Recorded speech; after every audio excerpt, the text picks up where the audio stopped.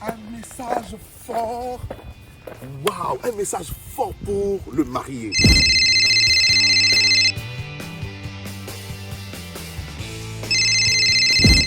Ça, j'aime ça. Ça, j'aime ça.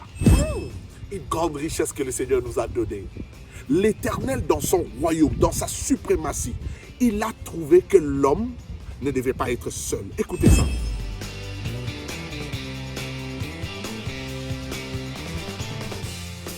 C'est l'Éternel qui dit, il n'est pas bon que l'homme soit seul. Et je lui ferai une aide semblable. Écoutez ça, c'est très fort.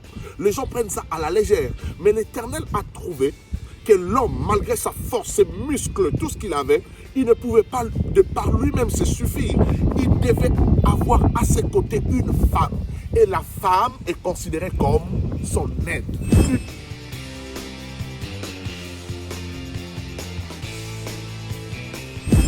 Aide semblable. J'aimerais inviter les jeunes, particulièrement les jeunes. Aujourd'hui, je vois des jeunes de 30 ans, de 40 ans rester encore seuls parce qu'on est aux États-Unis, ils aiment faire l'ambiance, ils aiment faire ceci, cela. Je t'ai dit et je t'assure que tu dois prendre ces choses au sérieux.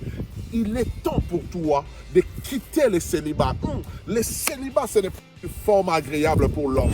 Tu dois t'engager. Et lorsque tu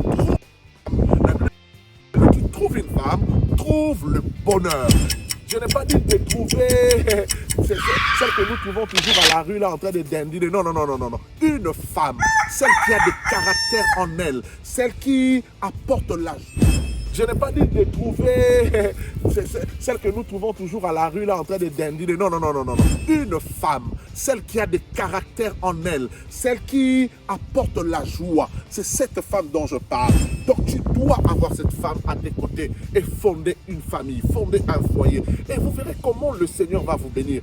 Car le Seigneur est celui qui a béni le mariage. Le mariage, ce n'est pas l'apanage des hommes. C'est la créature. C'est même l'idée géniale de Dieu. Et je vous assure que dans le mariage, vous allez vivre de bonnes choses. Et vous qui êtes mariés, je vous invite dans la fidélité.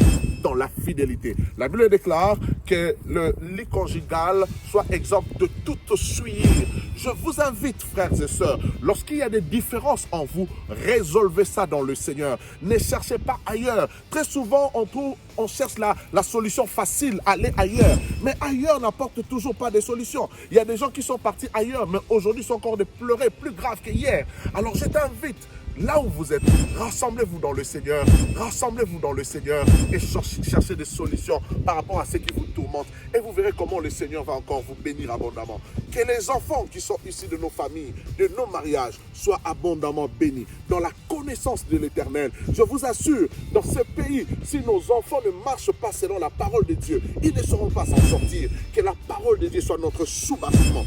Que la parole de Dieu soit notre soubassement. Et vous allez voir comment nous allons monter. Et nous serons des exemples pour plusieurs.